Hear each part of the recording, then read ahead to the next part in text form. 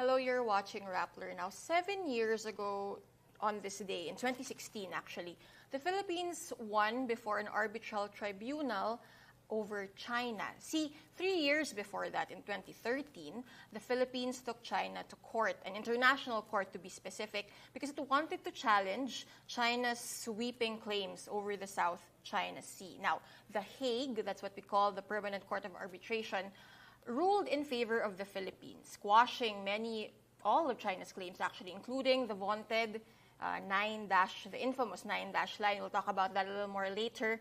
The ruling was called historic, and it was considered consequential, at least on paper. And yet, here we are 7 years later, experts still continue to ask the question, how can the Philippines and its allies defend the West Philippine Sea? Hi, my name is Bea Cupin. Again, you are watching Rappler. And earlier today, I covered the Strat-based Albert Del Rosario Institute's town hall, specifically to answer that question, like how do we defend the West Philippine Sea? Now, again, some context on this anniversary that we're talking about. Again, in 2013, through the late Secretary Albert Del Rosario, who founded the institute, the Philippines challenged China's claims before the Hague, before the Permanent Court of Arbitration. Of course, the context here is China was encroaching in what would eventually be called the West Philippine Sea. 3 years later, in 2016, under a different president, Rodrigo Duterte, the Hague handed down the ruling in favor of the Philippines. It ruled on 3 things that the Philippines asked it to decide on. Specifically, let's go through that now. First, it said that the 9-line is not valid. Yung 9-line na to, if you're attuned more to entertainment news, this is actually the topic of discussion connected to the upcoming Barbie movie, yung alleged depiction of the 9-line. Although in the Philippines, in the context of Manila, sabi nila the map doesn't depict the 9-line. But the PCA or the Hague said na hindi valid yon. Second, that those were not islands, yung kino-question or the area in question does not exist, therefore walang EEZ in terms of talking about China in that context. And finally, that China violated the sovereign rights of the Philippines in its activities. Now, what were the activities that China was doing at that time, and actually they're still continuing to do it? Una sa lahat, syempre you read the headlines, blocking Filipino vessels, both fishermen and even Navy or Coast Guard ships, and also its continued construction in that area na kabit din doon yung destruction of the natural resources, including corals and stuff like that. So that's what the Hague ruled on. Now, what was the response then? Again, the context here is that President Rodrigo Duterte, or former President Rodrigo Duterte, promised a pivot to China. So yung reaction on was very silent, very tepid, very cold. In fact, earlier during the forum of Strat-based ADR, Dr. Raul Pangandaman recalled, he's a former judge of the ICC, or the International Criminal Court, recalled that in the Hague, referring to the ICC this time, parang in the aftermath of the Hague, or the ruling, the arbitral ruling, colleagues were telling him that the Philippine response was as if we had lost the case. So it was a very cold, a very tepid response to what many considered a very historic and momentous win for the Philippines. So with that context, that's where we have to understand yung kalagayan natin ngayon, now under President Ferdinand Marcos Jr. It's a very different scenario now. Although President Marcos promised continuity when he ran in the 2022 campaign, parang kahapon lang yun, pero that was last year, more than a year ago actually. Although he did promise continuity, his foreign policy was quite vague, perhaps on purpose. But later on, as we have seen unfold under the Marcos presidency, he has basically renewed existing connections of the Philippines, particularly with our only treaty ally, the United States. He maintains close ties with China, of course, but he's also expressed, actually even before he won, he expressed wanting to hold on to and wanting to push and impose the arbitral ruling in favor of the Philippines. But again, the Marcos administration's line is that it's a friend of all and enemy to none. So anong manifestation nun? Parang yung dating natin ngayon, Marcos is walking the middle line, keeping close ties with China, our top trade partner, but also keeping the U.S. very much by its side. In fact, again, earlier this year, in May 2023, he visited the White House. And during that visit to Washington, D.C., parang a lot, the top U.S. officials from President Biden down to the Defense Secretary Lloyd Austin reaffirmed over and over and over again their commitment to the Philippines as a treaty ally and as our co-signatory to the Mutual Defense Treaty. Now, what can the Philippines do, or what can the Philippines and its allies do in the context of the West Philippine Sea 7 years after the ruling? And China still continues to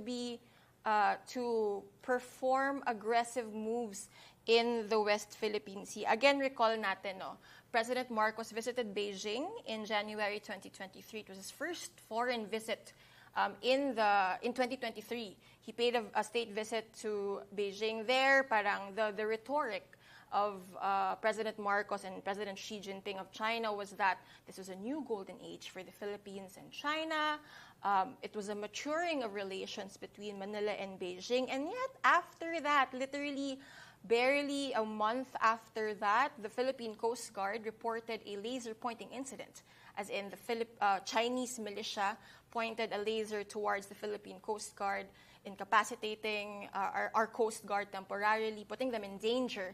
Then you would, if you're familiar with the news, months and weeks after that, the Coast Guard would again and again parang call attention to China's aggressive moves. Most recently, on June 3, the Philippine Coast Guard said that because they accompanied the Philippine Navy to a resupply mission to Ayungin Shoal in the West Philippine Sea, they were harassed and Chinese militia tried to block them. So yung tanong nga doon, like, what can the Philippines do? One is, again, yung experts will say that the Philippine Coast Guard shining light on China's aggressive moves is one thing, but also experts agree that leaning on to their allies, not just the U.S., not just the superpower that China is in competition against, but also other allies with probably, as the diplomatic world would call it, same set of values, same vision. So kanina, during the Strat-based ADR forum, it was quite interesting in the sense that you had ambassadors from the United States, the Australian Embassy, the EU, France was there, the UK was there, Japan was there, India was there. There was also representation from South Korea. So these are, except the US, of course, who you would consider middle powers who are crucial in the Philippines asserting its position in the West Philippine Sea.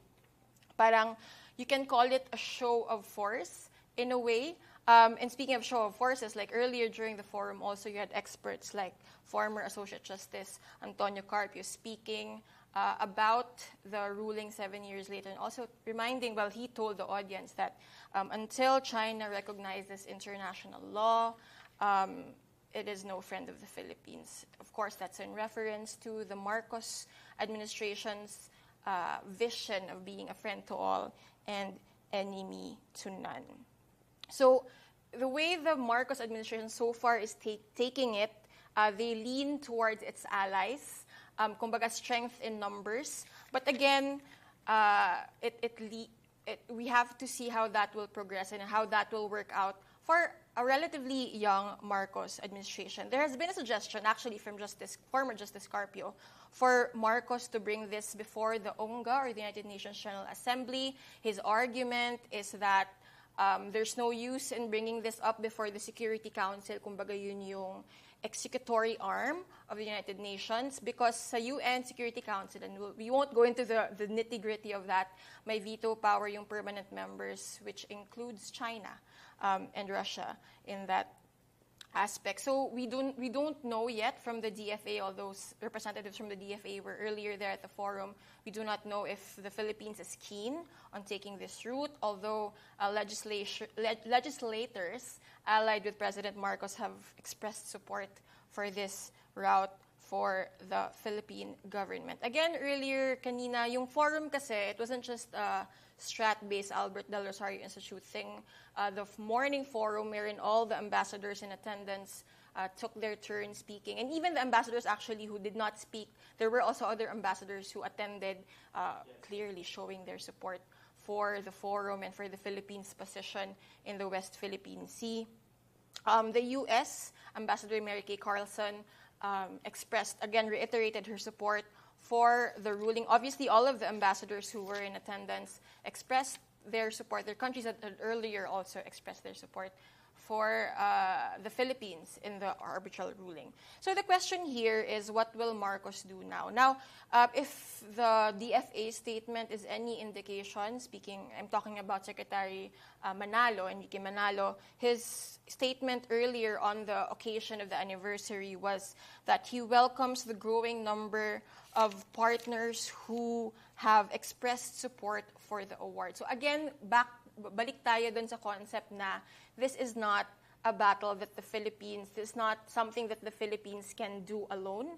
It needs its allies. And Justice Carpio actually told us, reporters during a chance interview, these allies have always been there. They kind of laid low during the Duterte administration because, again, Duterte had this much talked about so-called pivot to China. So they were just waiting in the wings. So the moment that that President Marcos expressed his interest in asserting the arbitral ruling, that's when they sprung into action, basically. Kasi yun nga, parang Justice Carpio said something about it's hard to stand by someone who isn't even standing up. And the case now is the Philippines is trying to stand up, again with the context of 6 years. Parang 6 years na progress was non-existent, everything was stagnant. So the question now is, what will Marcos do? Today, what his admin did, the palace itself has actually yet to release a statement. As I'm talking to you right now, it's 5:51, almost 6 p.m. We have not heard from the palace yet. Only the DFA has released a statement. On top of the statement of Secretary Manalo, the DFA also launched a microsite or a website, in essence, to document. Parang nakalagay doon lahat ng documents, lahat ng transcripts, lahat ng pertinent information related to the tribunal ruling. But again, if silence speaks of something, it's also striking to see that at 6 p.m. or close to 6 p.m. today, the palace itself, President Marcos itself, have yet to comment on the anniversary of the ruling. Now, siguro I'll end this with a question or reflection to anyone who's watching, no? Parang, first of all, what do you think the administration can do? Kasi yun yung parating tanong, parang you can always say that the Philippines must lean on its allies, must lean on its partners who have strategic partners, both the de facto kind and the formal kind, in helping assert the arbitral ruling. Pero yung tanong doon is, will China respond? So those are things that people will ask. Even if you say you bring it before the UNGA, you call upon the UNGA to release a resolution in support of the arbitral ruling that favored the Philippines, the question again is, what will this actually do? Will this actually pressure China? So those are things that people are asking. But I guess my personal question here is that President Marcos in the 2022 elections, in the presidential campaign, really focused in on the promise of unity. That's how he pitched his administration. When he was in the UNGA, actually, the first time he attended the UNGA in New York last year, he extended the metaphor and again called on unity, parang intergovernmental unity na. Unity in the context of international relations. So what I wonder is, will this metaphor eventually extend to the West Philippine Sea? Will he invoke in more explicit and more forceful terms the idea of unity in the face of China's continuing aggressive moves, aggressive tactics, dangerous moves against Filipino vessels in the West Philippine Sea?